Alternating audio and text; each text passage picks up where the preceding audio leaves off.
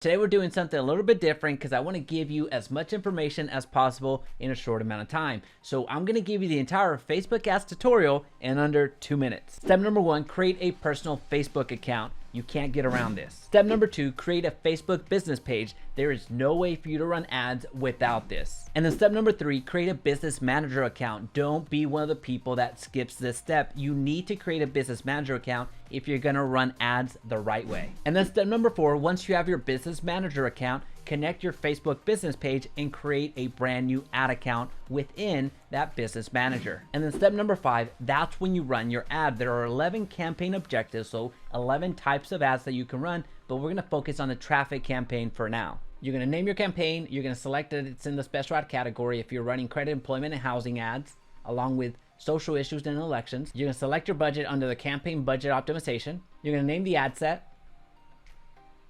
You're gonna select your audience.